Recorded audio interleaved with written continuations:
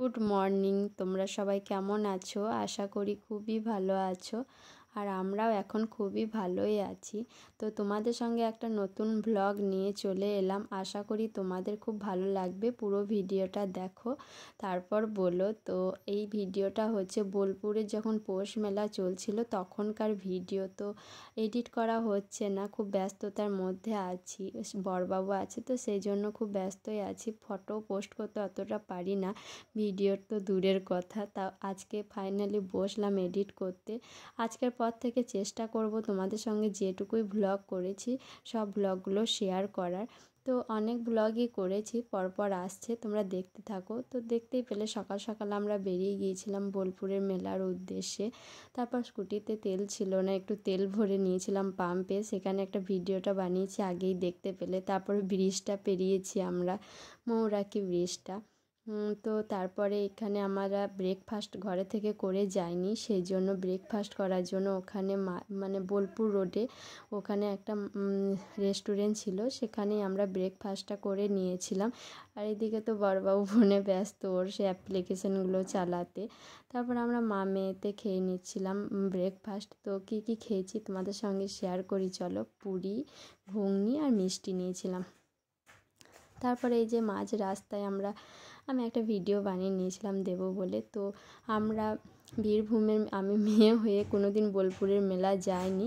তো এটা কি ভাবছো তোমরা বোলপুরের মেলা? না না, এটা কঙ্কালীতলা। আমার বড় দেখেনি, আর আমি একবার গিয়েছিলাম কঙ্কালীতলা পিকনিক করতে, তখনই দেখেছিলাম। সেই জন্য বরকে দেখানোর জন্য আমরা কঙ্কালীতলা ঢুকেছিলাম। তো কঙ্কালীতলা এখানে যে এই মেলাগুলো, এগুলো মনে হয় রোজই বসে থাকে। আমরা যখন পিকনিক করতে গিয়েছিলাম আগে, তখন এগুলো দেখেছিলাম। একটা মাঠের মধ্যে অনেক দোকান, তারপরে এই যে এই খেলনা টেলনা বিক্রি করে এইসব। তো আমি ভিডিওগুলো বানিয়ে নিয়েছিলাম ভিডিওটা দেবো বলে।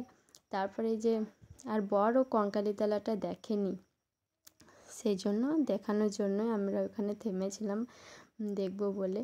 তো তোমরা কারা কারা কঙ্কালীতলা গিয়েছিলে একটু কমেন্ট করে জানিও। তো আর আমাদের এখান থেকে অনেকটা লং জার্নি হয়ে যাবে তো বোলপুর, সেই জন্য আমরা একটু মাঝে দাঁড়িয়েছি, সেখানে খাওয়া দাওয়া করেছি একটু। এই যে কী খেয়েছি, আখের রস, তার পেয়ারা মাখা। আর মেয়েরও বোর লাগবে না, আর মন্দিরটাও দেখা হয়ে যাবে, আর বড়ও দেখেনি, সেই জন্য আমরা ওখানে থেমেছিলাম।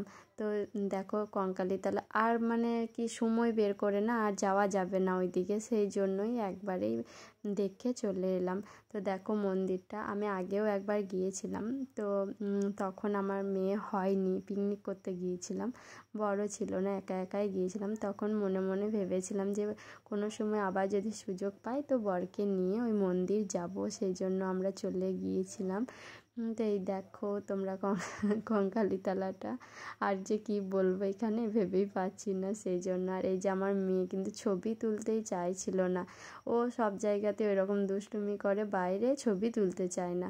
তাছাড়া সব কিছুই হবে, খাওয়া দাওয়া সব ঠিকঠাক। তো আমরা তো পুজো দিইনি না, সেই জন্য আর ভিতরে ঢুকিনি, বাইরে থেকে কয়েকটা ভিডিও বানিয়ে নিয়েছিলাম মা কঙ্কালীর, আর বাইরে কয়েকটা ছবি তুলে নিয়েছিলাম, সেই আর কি। আর তাছাড়া আর কোনো ভিডিও টিডিও ওখানে বানাইনি অতটা। তো এখানে আমার মেয়ে ওর পাপাকে জ্বালাচ্ছিল, আর আমি ভিডিও বানাচ্ছিলাম, কিন্তু ওর কোনো মানে কেয়ারই নেই এইদিকে। তো এই দেখো এই পুকুরটা দেখছো, এটা মনে হয় মানে নদীর সঙ্গে মিশেছে আমি যতদূর শুনেছি। তো তোমরা কারা কারা এই পুকুরটা সম্বন্ধে জানো একটু কমেন্ট করো। কিন্তু আমি এখানে জানি যে এই জলটা মাথায় নিয়ে, মানে জলটা নিয়ে কোনো মানসিক করলে নাকি পূরণ হয়। তো আমি একবার করেও এসেছিলাম মানসিক, সেটা পূরণ হয়েছে। তো এখন আর পুজো দেওয়া হলো না, পরে একবার পুজো দিয়ে আসবো আমি, সেটাই। আর এখানে মানে আমার বরকে আর আমার মেয়েকে বললাম তোমরা যাও একটু মাথায় জল নিয়ে এসো, সেই জন্য তারা গিয়েছিলো। তারপরে আমিও গিয়েছিলাম, আর ওখানে সামনে থেকে তো ভালো করে মা কঙ্কালীর ছবিটা তুলতে পারিনি আর ভিডিও বানাতে পারিনি। তো এই পুকুরের সাইড দিকে না এই জানলাটা আছে, সেখানে ভালোই দেখতে পাওয়া যাচ্ছিলো, সেই জন্য একটা ভিডিও বানিয়ে নিয়েছিলাম। তো তারপরে আমরা ওখান থেকে বেরিয়ে পড়েছিলাম স্কুটিতে করে। তো এই দেখো আমরা পৌঁছে গিয়েছি মেলার ওখানে, কিন্তু স্কুটিটা গ্যারেজে রাখলাম, আর ওখানে একটু ফ্রেশ হয়ে নিয়েছিলাম, এত দূর জার্নি করে মুখ চোখ কেমন লাগছিল তার জন্য। তারপরে এই যে আর মেলা ঢুকেছি। মেলা ঢুকেই প্রথমে আমরা মানে কি বলবো অন্যদিকে ঢুকে গিয়েছিলাম, অনেকটা বড় মেলা তো বুঝতে পারিনি। এদিকে দেখো ফুলগুলো এত সুন্দর লাগছিল, কি বলবো। আমি প্রথমই দেখছি বোলপুরের মেলা, সবাই হয়তো বলবো বীরভূমের মেয়ে হয়ে মেলা দেখেনি এখনও, সেই জন্য বলেই দিচ্ছি আমি প্রথমেই এই মেলাটা দেখছি। তো ভালোই লেগেছিলো সেই দিন মেলা ঘুরতে। তো এই দেখো এখানে কী কী বিক্রি করছিল, অনেক কুর্তি বিক্রি করছিল, মানে কাটানো না, কাটাতে হবে সেরকম পিসগুলো।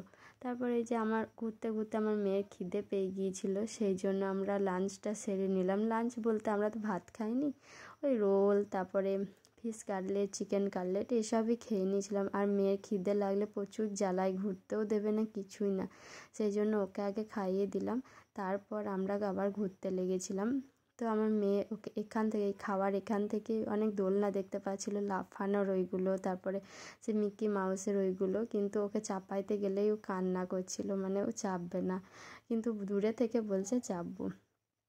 তারপর আমরা অনেক ওই সোয়েটারের ওই দিকে, তার আগে তোমরা তো ভিডিওগুলো দেখেছোই যে কী কী কিনে এনেছি, সোয়েটার এসবই কিনে নিয়েছিলাম। তো তোমাদের আমার ভিডিওটা কেমন লাগলো অবশ্যই কমেন্ট করে জানাবে, আর ভালো লাগলে লাইক কমেন্ট শেয়ার করবে। তো আর একটা কথা বলি শেষে, তোমরা যারা ফেসবুক থেকে আমার ভিডিওটা দেখছো একটু ফলো করে দিও ভালো লাগলে, আর যারা ইউটিউব থেকে দেখছো আমার মানে ভিডিওটা, তারা একটু সাবস্ক্রাইব করে দিও। তো চলো বাই, টাটা।